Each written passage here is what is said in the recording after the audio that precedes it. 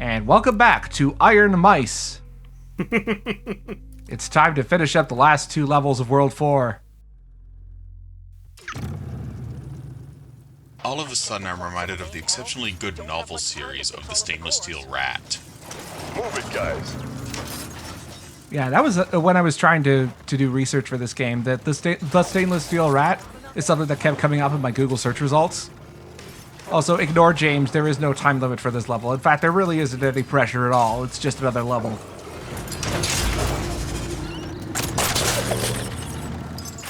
I would have laughed if this was on a timer. Yeah, or if it had like a Metroid-esque escape sequence at the end. Expecting this game to be interesting is your first flaw. I mean, this game is interesting, but not for the reasons the developers intended. Yeah, point to that. It's interesting seeing how a train wreck is in action.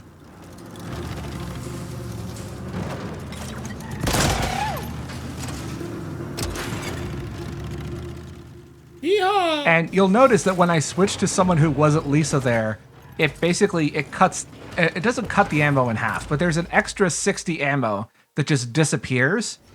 So it will add or subtract 60 ammo from the Tommy gun, unless there's less than 60 rounds available, of course. That is some incredibly dumb shenanigans. Also looks to be 80 rounds. It's 80 rounds, and oh yeah, because it's 80 rounds as the standard, and 160 is with Lisa's upgrade. Also, things are surprisingly calm considering there's an impending nuclear meltdown. Well, it's not like anyone else knows about the nuclear meltdown. Which can be disabled just by activating 2 generators.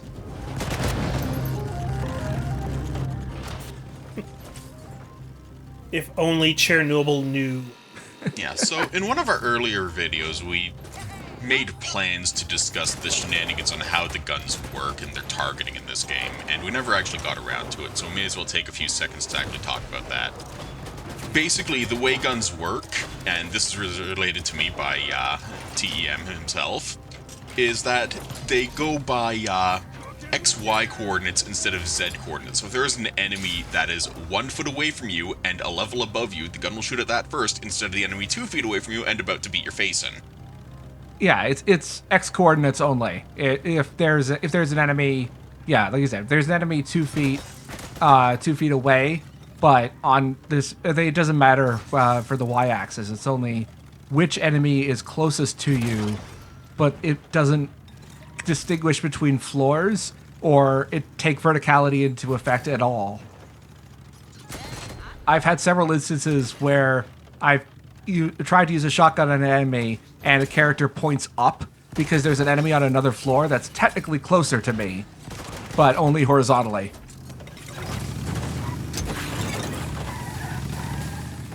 Basically what I just said is the same thing that Grump said, but with more words and worse.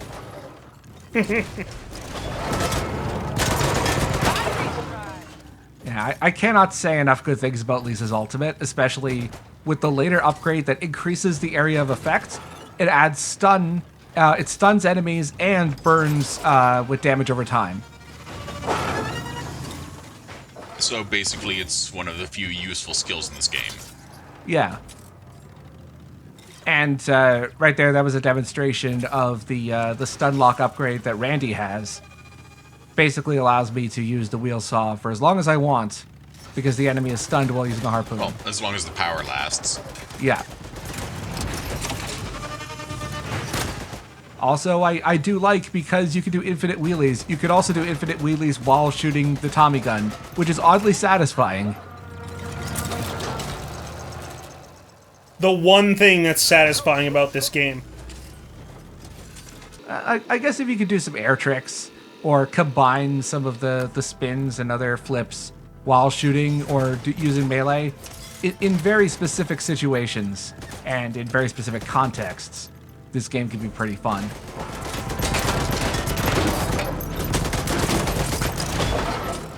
Shortly after English actually finished this game and was ranting vigorously about how much it had destroyed his will to live, I pointed him at the successor to the old Road Rash series of games. I think it's, whatever it's called at the moment. Road Redemption.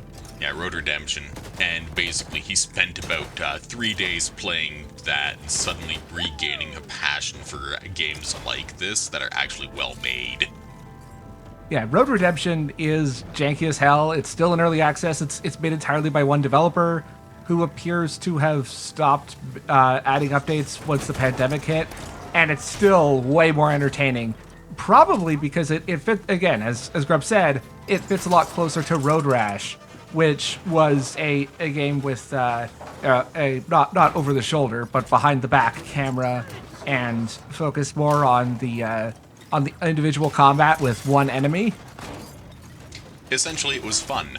Yeah. Whereas this game just tries to be a crazy character action game and can't take the individual elements and make it entertaining. I still think this game could work, even while keeping this perspective. Maybe make it isometric, have the lanes more strictly defined, and stuff like that. It's actually, I keep meaning to bring this up because I've given it a lot of thought. And I think that, oh, there's a good example of the lock-on, by the way. Because there was a spinner on the other level. Yeah, that was a pretty good example. I've given this a decent amount of thought. I feel like out of, the many design systems that are broken or overcomplicated or that just don't click together properly, I think that the fact that there is score and the junk experience system at the same time is just classic overdesign. Because you already have upgrades and skins and everything else that you can unlock through the high score. But it's a double unlock, because you can't use those upgrades or costumes if you're not, if you don't have the junk needed to buy them. It's just, it's standard overcomplication. Just have the high score only, and if you get a certain high score, oh, I get a free upgrade I can use. Because that's already a condition. Anyway, thank you for listening to my TED Talk on game design with motorcycle action games.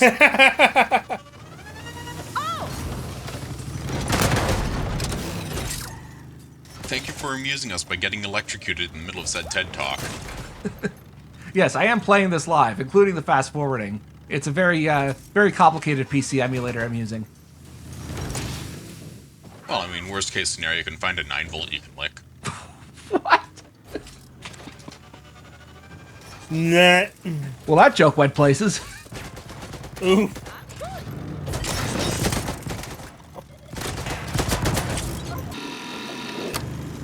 Wacky! Down we go. Good landing. Yeah. Here's a good example of the Tommy gun being fun to use. Because there's a better chance of it locking on when you got stuff like this. Even with the camera freaking out, I was able to take out that screamer in about 5 seconds. There is no damage upgrade to the Tommy gun, I think. I think it's just the ammo for Lisa. I mean, it looks that way, but to be honest, the damage upgrade for a bullet hose will never be all that much, especially with the game saying, only 10%. Yeah, the pistol kind of gets outclassed because it's also meant to be semi-automatic. Or, sorry, the revolver is meant to be semi-automatic. But it pretty much, the Tommy gun does what the pistol does and better. Nice landing. Thanks, I worked hard on it. Well, admittedly, Randy going yee-haw was worth it. Wait! What the hell is this thing doing? I think that's a boss fight. Stealing the uranium rods. We can't allow it to take the rods to the nest. Who knows what the junk box could build with them? Oh my god, the stunning new revelation! And it's the end of the level. Story pacing is a bit of a problem in this game. The story is paced like an old bike that doesn't really work, and you have to kick it a few times. So here's an upgrade for Toshi's ultimate. It increases the hitbox of the electricity that spews out. Oh, I just realized that's a pun. A rad chase. Because of radiation. Yeah, it would be a better pun if this game had any sense of radical. Yeah, I think it also doesn't help that, these are Polish developers. English is clearly not their first language. And they're basing entirely the thing off of like Google Translate or something. It's just grammatically... there's enough grammar to make sense of what they're saying, but not enough for it to be well written or comprehensible. So this actually is a boss fight, although there's this whole section before it.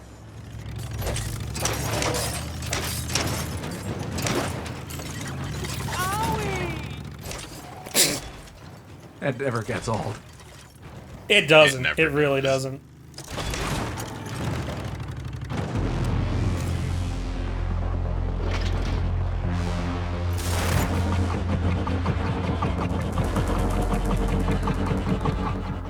It's got little legs like a bee. It's kind of adorable. Shoot it! Shoot it until it drops the ball!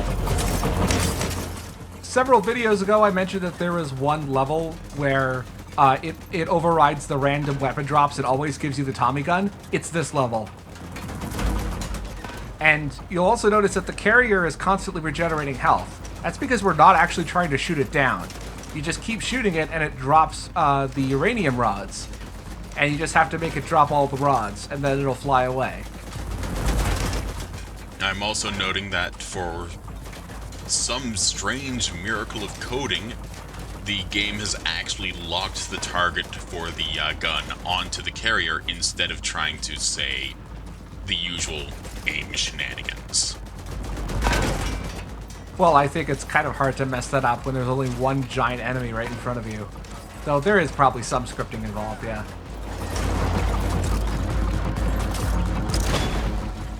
I was trying to see if I could use the junk pet, but it doesn't lock on.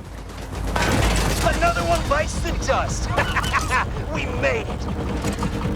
And we've managed to get through the entire city. Yes. It's time to go to the Fell Yards. Shortest route leads through the forest of plains. Onward then! Let's finish this! So, yeah, as I'm trying to point out here, there is actually an entire map here. And the carrier will go through the entire map, similar to what happened when we were chasing down Toshi when he was possessed by the junk bots. And the secret in this level is also, right here, and takes a little doing to get here. This is probably like one of the few times that this game comes close to having a Trials jumping puzzle. I see you're just as good in this game as you are in Trials.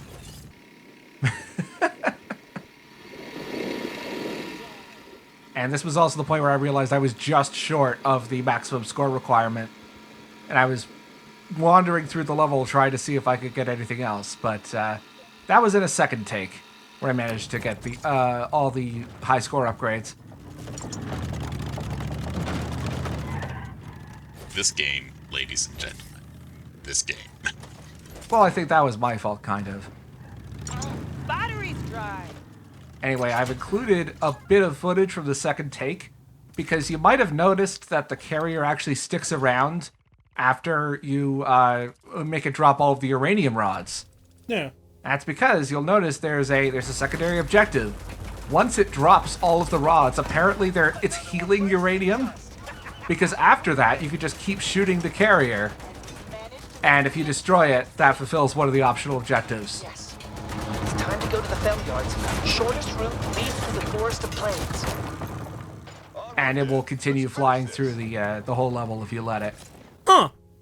Congratulations, you gave it a good kill. Yeah, I think that's also an interesting mechanic, where there's a boss fight chase that also leads to an optional boss fight, which is something that they don't really do much. I'm sure there have been other games that have done that. None come to mind at the moment. I mean, can it technically be called a boss fight in the first place? It wasn't shooting back at all. Well, it's a chase, kind of similar to what happened with the possessed Toshi at the end of the last world. Every once in a while, the devs have their shit together. They do something that's unique and cool. They have good ideas. Don't always have the will or the ability to turn those ideas into good gameplay, but at least they're great ideas, people, at least. In a vacuum, the game has promise. That's the least bad way I can say it, I suppose. It has all of the makings of a great game. It has all of the ingredients, and then somewhere in the cooking process, things fell apart. Perhaps if it was more like Streets of Rage on motorcycles, where it turned into more of a beat 'em up that focused on the combat, and then it had like little bits of jumping puzzles in between. So basically, more like Road Rash. Well, no, Road Rash is it's forward going on a straight road. I'm thinking more like the old isometric beat 'em ups. Think of something like Double Dragon or Growl or Battletoads even. So as a requirement, enemies have to shout barf when they die. Yes. Yeah, and preferably they also have to have coins. There would be maybe a vacuum where you suck up all the coins on the motorcycle. Toshi can invent that. He's pretty good at that kind of stuff. He's okay at it. He does all right. So where's the I'm looking forward, Tape Multimedia, once you're done with the Cow the Kangaroo reboot that's coming out later this year, hopefully you could get to work on Coastal City Ransom. I'd settle for Steel Rats Redux, because I mean, A for ideas, F for execution, solid C. I think you could bring your grade up to a B+. Come on. I don't know why when I was thinking of classic beat 'em ups, that the first thing to come to mind was Growl, of all things. Because you're fundamentally broken? Or because I was thinking that the game would be better if the final boss was a giant alien worm living inside of a fat man. At least I think that's what the final boss was. It's been a while since I've seen gameplay of it. I admit, I used to play a lot of shmups, and probably my favorite one in the entire genre is still R-Type, because of the fact that one of the recurring bosses just so happens to be a explicit homage to Alien, and it just so happens to also have a chest burster as an explicit homage to Alien.